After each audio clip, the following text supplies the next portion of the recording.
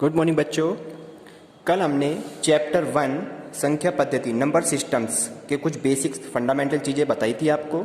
आज मैं आपको एक्सरसाइज स्टार्ट कराता हूँ 1.1। ठीक है बच्चों, फर्स्ट क्वेश्चन आपका दिया हुआ है इसमें 3 और 4 के मध्य की 6 परिमेय संख्याएं ज्ञात कीजिए। किसके बीच की बच्चों? 3 और 4 के मध्य की 6 रेशनल नंबर हमें फाइंड करने हैं। ठीक है, चलिए सबसे पहले करना क्या होता है ये आपको मैं बता देता हूँ। आपके 3 अपॉन में मैंने इसको 1 कर दिया। हमें सबसे पहले इनके बेस यानी कि 3 का और 4 का जो बेस है, यानी बेस मतलब आधार, इन दोनों के आधार आपके न्यूमरेटर जिन्हें बोलते हैं सेम होने चाहिए। यहाँ पर 3/1 कर दिया मैंने, यहाँ पर 4/1। दोनों के बेस सेम होने पर, जब हमारे दोनों बेस सेम हो जाते हैं उस कंडीशंस में हम क्या करते हैं, सबसे पहले तो हमें बेस ही बनाना पड़ता है। इसका सेम नहीं होते हैं तो उसको बनाना पड़ता है। और अगर है आपके बेस पहले डिजिट तो आपको करना क्या है, आपको कितने नंबर्स पूछ रहा है ये? 6 रेशनल नंबर फाइंड करने हैं 3 और 4 के मध्य के। तो इस 6 में 1 को प्लस कर देते हैं, दैट इज आपका बन जाता है 7। अब इस 7 से हम न्यूमरेटर और डिनोमिनेटर दोनों में यानी मल्टीप्लाई कर देते हैं। 7 से हमने मल्टीप्लाई कर दिया है, देन 7 3 जा 21 एंड 7 1 जा 7। नेक्स्ट में भी एज इट इज करना है मल्टीप्लाई। 7 से न्यूमरेटर और डिनोमिनेटर दोनों में हमें मल्टीप्लाई कर दी। 7 4 जा 28 एंड 7 1 जा 7। अब 21/7 एंड 28 अपॉन में 7, इनके बीच की आपके नंबर 21 के बाद क्या आता है बच्चों? यहाँ पे 22/7, 23/7, 24/7, 25/7 and 26/7 and 27/7। That is numbers कितने हो गए? 1 2 3 4 5 6। हमें कितने नंबर निकालने थे इनके बीच में? 6 रेशनल नंबर फाइंड करने थे। दैट इज आपका जो आंसर बना ये आपके 6 नंबर, ये आपका आंसर हो जाता है जब हमने 3 और 4 के मध्य की रेशनल संख्या निकालनी है। चलिए नेक्स्ट क्वेश्चन देखते हैं। ये तो आपका सिंपल था। अगर हमारे पास क्वेश्चन आ जाता है 3/5 एंड 4/5। अब आपके पास अपॉन में आपके एक नंबर दे दिए हैं रेशनल नंबर, यानी कि हमें परिमेय नंबर दे दिए हैं दोनों। अब इसके बीच की हमें के मध्य की 5 परिमेय संख्या फाइंड करनी है आपकी। यार कितनी फाइंड करनी है बच्चों? यहाँ पर 5 परिमेय नंबर। इसमें 6 फाइंड करनी थी, इसमें 5 फाइंड करनी है। बिल्कुल सेम एज इट इज। सबसे पहले हम इसके बेस को देखते हैं कि वो सेम है या सेम नहीं है। सेम नहीं है तो बनाएंगे, और बने हुए हैं तो हम इसको एज इट इज रहने देते हैं। चलिए लिखिए यहाँ पर 3/5 एंड 4/5। ठीक है, अब इसके बाद 5 में क्या करते हैं? 1 को प्लस कर देते हैं और हमारा क्या बन जाता है बच्चों? यहाँ पर 6 नंबर हो जाता है। 6 से दोनों ऊपर नीचे हम क्या करेंगे? मल्टीप्लाई कर देते हैं। डिनोमिनेटर में न्यूमरेटर में 6 से मल्टीप्लिकेशन। ऐसी 6 3 जा 18 एंड 6 5 जा 30। ऐसी 6 4 जा 24 एंड 6 5 जा 30। तो हमारे नंबर्स क्या है? 18/30 एंड हमारे नेक्स्ट नंबर है 24/30। अब इनके बीच की हमें कितने नंबर हैं? 18 के बाद 19/30, 20/30। ठीक है बच्चों, इसके बाद 21/30, 22/30 एंड 23/30। तो ये जो आपके नंबर आए हैं ये आपके 5 नंबर 1 2 3 एंड 4 एंड 5 आपके रेशनल नंबर फाइंड हो जाते हैं। तो ये तो आपके नंबर्स थे 2 परिमेय नंबर्स के बीच के 6 परिमेय नंबर निकालने हैं।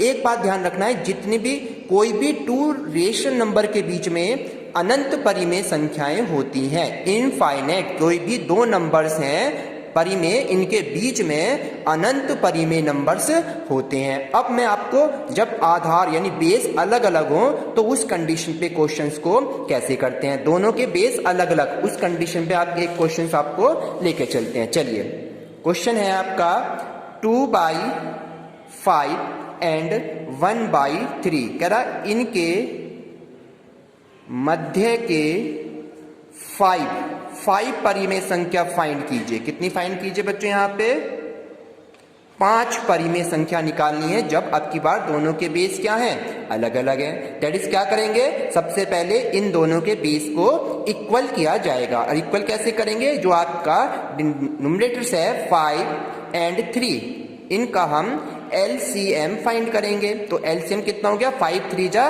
15, यानी इनका LCM कितना हो गया बच्चों, 15 हो जाता है। अब हमें इनके बेस को सेम बनाने के लिए क्या करेंगे, हम 15 बनाएंगे। यानी 15 बनाने के लिए किससे मल्टीप्लाई करनी पड़ेगी, 3 से।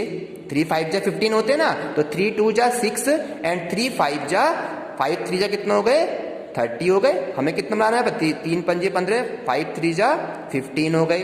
अब इसमें भी बिल्कुल सेम एज इट इज, यहाँ पर 5 था तो 3 से मल्टीप्लाई करा, यहाँ पे 3 है तो किससे मल्टीप्लिकेशन करेंगे, 5 से। क्यों, क्योंकि हमें बेस कितना बनाना है आपकी बार, 15 बनाना है। तो यहाँ हो गया 5 1 जा 5 एंड 5 3 जा 15। अब दोनों के बेस क्या हो गए बच्चों, यहाँ पे सेम बन जाते हैं। और जब बेस समान हो जाते हैं, इक्वल हो जाते हैं, तो मैंने क्या रूल बताया था अभी यहाँ पे, कि जितने भी रेशनल नंबर पूछता है उसमें 1 प्लस कर देते हैं हमेशा। तो इसमें कितने रेशनल नंबर पूछा है आपसे, 5, तो 5 में 1 को प्लस कर दीजिए। कितने नंबर हो गए अब यहाँ पर आपके, 6। तो 6 से इसमें क्या करेंगे बच्चों, मल्टीप्लाई। 5 अपॉन 15 में अब यहाँ भी आप 6 से मल्टीप्लाई और यहाँ भी आप 6 से मल्टीप्लाई करेंगे। अब ऊपर क्या हो गया, 6 6 जा 36 एंड 15 6 जा 90, और यहाँ भी 6 5 जा 30 एंड 15 6 जा 90 हो गया। अब इनके बीच में 30 अपॉन 90 एंड 36 अपॉन 90 के बीच में कितने रेशियो नंबर फाइंड करने हैं, 5। दैट इज 30 के बाद क्या आता है, 31, फिर 32 एंड 33, 34, 35 अपॉन 90। ये आपके 5 नंबर फाइंड हो जाते हैं, यही आपका आंसर। तो मैंने बताया 3 टाइप्स के आपके क्वेश्चन बता दिए मैंने। अगर बेस हमारे इक्वल नहीं है, इसमें बेस ही नहीं है, तो हमारा बेस क्या हो जाएगा, इसमें 1 हो जाएगा। और अगर बेस सेम है तो केवल हमें 5 में प्लस 1 कीजिए और 6 से मल्टीप्लिकेशन कर दीजिए। और अगर यदि हमारे बेस अलग अलग हैं, दैट इज उनका एलसीएम ले लीजिए, न्यूमरेटर्स वैल्यूज का बेस का। 5 3 जा 15, और 15 बनाने के लिए क्या करेंगे, आपने 3 से मल्टीप्लाई और 5 से मल्टीप्लाई, यानी इस नंबर्स की मल्टीप्लाई इधर कर दीजिए, इस नंबर की मल्टीप्लाई इधर कर दीजिए, तो हमारा आपका बेस सेम हो जाता है। और बेस सेम होने के बाद जितने नंबर्स पूछता है उसमें 1 को प्लस कीजिए और आपके बेस सेम हो जाते हैं, और इनके बीच की हम नंबर्स फाइंड कर लेते हैं। तो ये थे आपके किसी भी 2 रेशनल नंबर के मध्य की 5 या 6 परिमेय, जितनी पूछता है इस तरह से हम क्वेश्चंस को कर देते हैं। नेक्स्ट क्वेश्चन देखते हैं। एक इसमें इंपॉर्टेंट क्वेश्चन है, किस टाइप का आता है, बार टाइप्स का।